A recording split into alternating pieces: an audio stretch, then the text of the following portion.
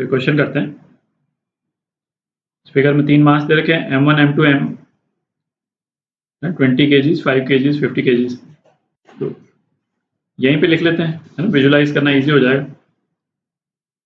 20 kg ये है, ये 5 kg और कैपिटल M कितना है 50 kg।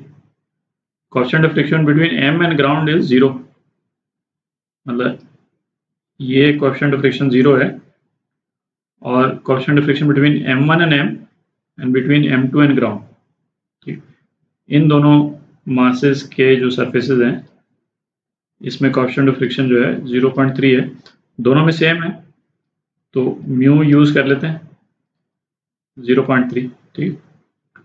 Pulleys and strings are massless, the pulleys and the strings are massless, ठीक है। External horizontal force F is applied to mass M। यहाँ पे क्या बोला है, draw free body diagram of mass M showing all the forces, है ना। इसको करेंगे, इसको पहले बी पार्ट करेंगे, है ना, आपको भी क्लियर हो जाएगा अपन बी पार्ट क्यों कर रहे हैं पहले। Let the magnitude of force of friction between M1 and M be F1, ठीक है। M1 और M के बीच में F1 है और M2 और ग्राउंड के बीच में F2 फोर्स ऑफ फ्रिक्शन। अच्छा, फिर क्या बोल रहा है, for a particular force F it is found that F1 is equal to 2F2। तो अपने पास में F1 और F2 के बीच में ये रिलेशन गिवन है, और इस रिलेशन के लिए फिर अपने को बाकी चीजें पता करनी है ना, टेंशन कितना है, F कितना है, F1 F2 कितने हैं। तो गिवन क्या है अपने को, F1 जो है वो 2F2 के बराबर है, ठीक है।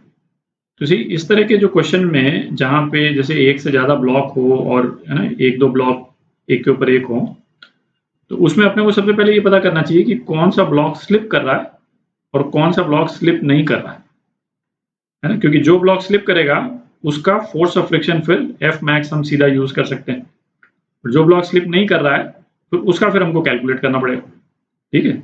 उसका जो है F मैक्स से नीचे कोई भी फोर्स ऑफ फ्रिक्शन हो सकता है। तो अब ऐसे करते हैं, M2 और M1 को एक डिफरेंट तरह से विजुलाइज करते हैं, है ना। ये 2-3 पुली लगा करके इसको ऐसी कॉम्प्लेक्स बना रखा है ना, इसको सिंपल स्ट्रिंग से ज्वाइन करके, है ना, इस तरह से भी बना सकते हैं। M1 M2 को अपन इस तरह से विजुलाइज कर सकते हैं। अच्छा, M1 और M2 पे कोई डायरेक्ट फोर्स तो लग नहीं रहा, इनका जो मूवमेंट होगा वो फोर्स ऑफ फ्रिक्शन जो फोर्स प्रोवाइड करे, है ना, उसी के कारण होगा, ठीक है। उसके अलावा कोई भी डायरेक्ट फोर्स, जैसे कैपिटल M मास पे ये डायरेक्ट फोर्स लग रहा है F, इस तरह का कोई भी फोर्स M1 या M2 पे नहीं लग रहा, ठीक है। तो जब हम कैपिटल M जो बड़ा वाला मास है इस पे फोर्स लगाएंगे तो फोर्स ऑफ फ्रिक्शन जो है वो M1 को इस तरफ खींचेगा, ठीक है, F1। अभी इसको F1 मैक्स नहीं बोल रहे हैं, अभी देखेंगे। तो फोर्स ऑफ फ्रिक्शन इस तरफ खींचेगा। अच्छा, M2 जो है वो इस मूवमेंट को रेजिस्ट करने की कोशिश करेगा, है ना, कर पाएगा कि नहीं इसको तो अभी देखेंगे थोड़ी देर में। पर M2 पे जो फोर्स ऑफ फ्रिक्शन लगेगा वो इस मोशन को अपोज करने की टेंडेंसी होगी, तो F2 इस डायरेक्शन में लगेगा, ठीक है। तो ऐसे करते हैं, F1 मैक्स और F2 मैक्स निकाल लेते हैं, उससे अपने को मालूम चल जाएगा कि कौन सा मास जो है स्लिप करेगा, ठीक है। तो F1 मैक्स जो है वो कितना हो जाएगा, म्यू M1G, ठीक। तो ये हो गया 0.3 इंटू M1G। M1G कितना है 200, है ना, 200 न्यूटन। तो ये कितना हो गया 60 न्यूटन हो गया, ठीक। और इसी तरह से F2 मैक्स ये क्या म्यू M2G, ठीक है। तो ये कितना हो गया, M2G है 50 न्यूटन, है ना। तो 50 इंटू 0.3 ये 15 न्यूटन हो गया, ठीक। तो ये तो आप देख ही रहे हैं कि भाई F1 मैक्स जो है वो F2 मैक्स से कहीं ज्यादा है, ठीक। तो M2 जो है वो स्लिप करेगा, ठीक है। ये F2 जो है वो रोक नहीं पाएगा M2 को, क्योंकि F1 बहुत ज्यादा है, तो M2 स्लिप करेगा।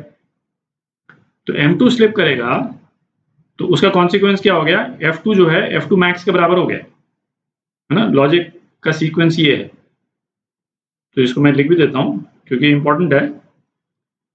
M2 will slip है ना, अपने को यही पता करना था कि कौन स्लिप कर रहा है। तो M2 स्लिप कर रहा है, इसका मतलब F2 is equal to F2 max, और F2 मैक्स कितना है, 15 न्यूटन। ठीक है। अच्छा, अब F1 जो है वो 60 न्यूटन से कम कुछ भी हो सकता है। ठीक है। F1 की वैल्यू गिवन जो है वो क्या है, ये रिलेशन अपने को दे रखा है। तो F1 कितना है, ट्वाइस F2, और F2 जो है 15 न्यूटन, तो F1 कितना हो गया, 30 न्यूटन के बराबर हो गया। और F1 चूंकि 60 न्यूटन से कम है, देख रहा है, F1 60 न्यूटन से कम है, इसका मतलब F1 स्लिप नहीं कर रहा, M1 स्लिप नहीं कर रहा, M1 डज नॉट स्लिप। ठीक है, तो ये रिलेशन आ गया अपने पास। अच्छा, अब अपन टेंशन भी निकाल सकते हैं। स्ट्रिंग में जो टेंशन है, तो M1 को जो है वो टेंशन इस डायरेक्शन में खींच रहा है, और M2 को टेंशन जो है वो इस डायरेक्शन में खींच रहा है। ठीक है, तो दो इक्वेशंस लिख लेते हैं। M2 के लिए लिखते हैं टेंशन माइनस F2, ये कितना हो जाएगा, M2 A के बराबर, और F1 माइनस टेंशन, ये हो जाएगा M1 A के बराबर। ठीक है, इन दोनों को ऐड कर दें तो एक्सेलरेशन की वैल्यू आ जाएगी। एक्सेलरेशन कितना हो जाएगा, F1 minus F2 upon M1 plus M2। ठीक है, तो F1 F2 दे रखा आपने को, F1 माइनस F2 कितना, 15, और M1 प्लस M2 25, तो कितना हो गया, 3/5 मीटर पर सेकेंड स्क्वायर। ठीक है, तो ये एक्सेलरेशन हो गया। तो तीन फिगर्स तो आ गए अपने पास जो पूछे हैं क्वेश्चन में। एक F2 निकाल लिया अपन ने, F1 निकाल लिया, और एक्सेलरेशन निकाल लिया। ठीक। अच्छा, इसी से फिर हम टेंशन भी निकाल सकते हैं। टेंशन जो है वो कितना हो जाएगा, यहाँ लिख देता हूँ, टेंशन हो जाएगा M2A, M2 इंटू ए, M2 कितना है 5 into acceleration plus F2, F2 कितना है 15। ठीक, तो टेंशन आ गया आपका 18 न्यूटन आ गया। तो टेंशन भी पूछा था, है ना, टेंशन भी निकल गया। तो चार वैल्यूज आ गई, केवल एक वैल्यू निकालनी रह गई अपने पास में, ये F। ठीक, तो अब इसको निकालते हैं, तो इसको क्लीन कर लेते हैं, तो अभी थोड़ी जगह बना लेते हैं। तो अब अपने पास बाकी वैल्यूज आ गई। तो अब जो है ये कैपिटल M वाला जो मास है, बड़ा वाला मास, इसका फ्री बॉडी डायग्राम बनाते हैं। तो इस M पे क्या क्या फोर्सेज लग रहे हैं, एक फोर्स तो ये F लग ही रहा है।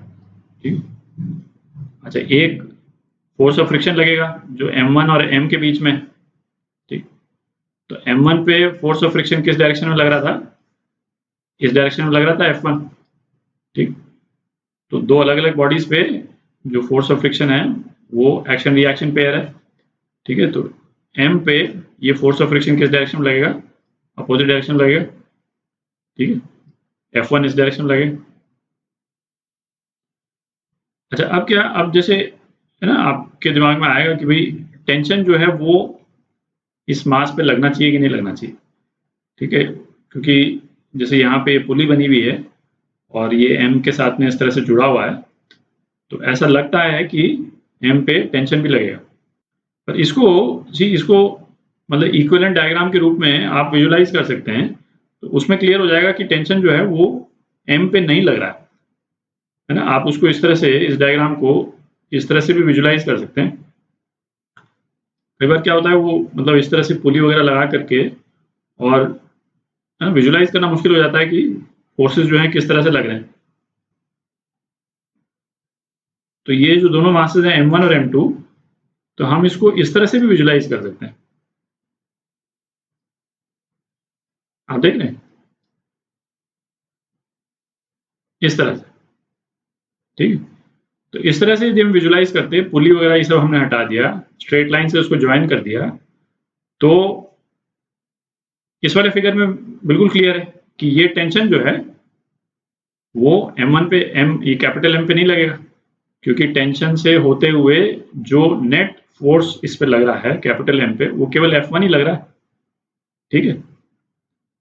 तो अब अपन कैपिटल F जो है वो पता कर सकते हैं, दो ही फोर्स लग रहे हैं इस पे एम पे। अच्छा, नीचे वाला सरफेस तो फ्रिक्शनलेस है इसका, ठीक है।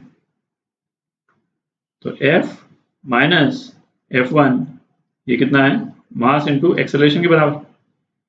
अच्छा, एक्सेलरेशन जो है वो कैपिटल M का एक्सेलरेशन क्या होगा, m1 के एक्सेलरेशन के बराबर होगा, ठीक है। क्यों, क्योंकि m1 जो है स्लिप नहीं कर रहा था, तो स्लिप नहीं कर रहा था इसका मतलब m1 और m जो है एक साथ ही मूव कर रहे हैं, ठीक है।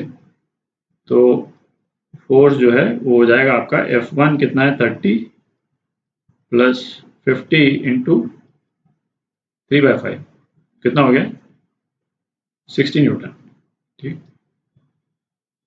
तो ये आपका आंसर।